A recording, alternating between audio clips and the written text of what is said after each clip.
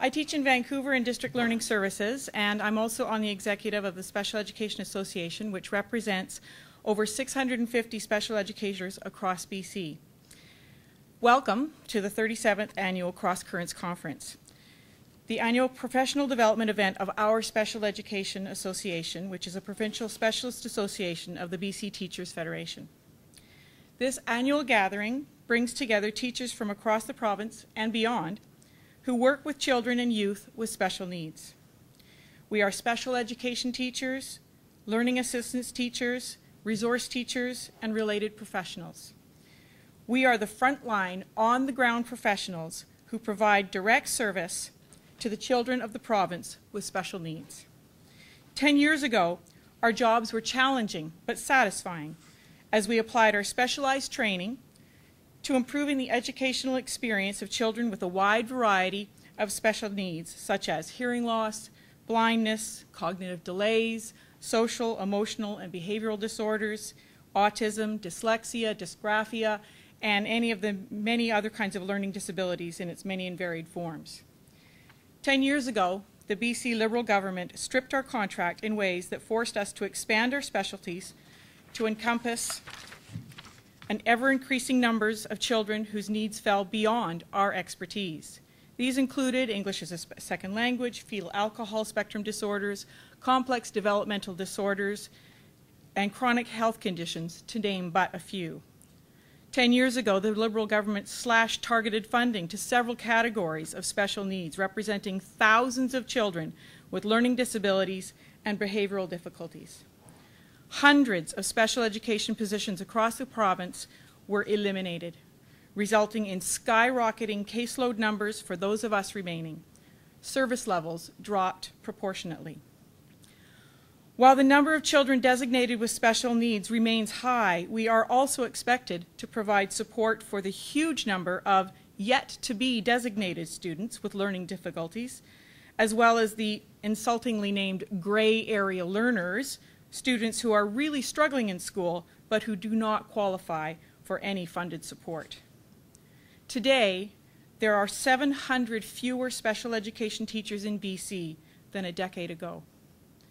Many experienced specialists, feeling overwhelmed and unsupported, have left resource rooms for other positions in classrooms, in other provinces, on stress leave, or on early retirement. This left the increasingly impossible to perform special education positions to be filled often by entry-level teachers with limited or no experience and training to deal with the ever-increasing demands. It left children and youth with special needs with less and less support, and classroom teachers feeling increasingly marooned in classrooms filled to the brim with ever more complex and perplexing needs. This decline in support for students with special needs has also had a profound effect on the other children in the classrooms. Their needs are often compromised by the demands of children whose special needs cannot be ignored, undermining the myriad and very real advantages of inclusive classrooms. It is against this backdrop that we look at the current legislation. Far from restoring the resources which have been so cavalierly withheld from our children for the past decade, Bill 22 further threatens our ability to meet the needs of our most vulnerable learners. The Education Minister often refers to the investment of $165 million in the so-called Learning Improvement Fund, included in the budget tabled last week. In reality, this fund will only put $30 million more into schools in this next year. But even if it were $165 million in additional funding, it is a mere drop in the bottom of a very dry bucket in terms of returning the levels of funding that existed for students with special needs prior to our illegal contract stripping of 2002. For many years now, special education services in BC schools have had no more room for cuts. There is no more fat, no more flesh. Indeed, there is barely any bone left from which to cut. Any further cuts to funding for children with special needs in BC schools threaten to fundamentally dismember the entire foundation of the support for students with special needs. Difficult to perform roles will become even more impossible, and our children will pay the price.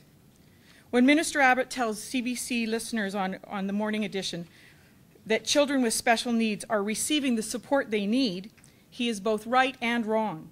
He is right in that children with special needs often receive support because their teachers are by nature over-functioning, capable and caring professionals who daily go above and beyond to perform miracles by juggling, borrowing, and fabricating out of whole cloth the means to provide the needed support.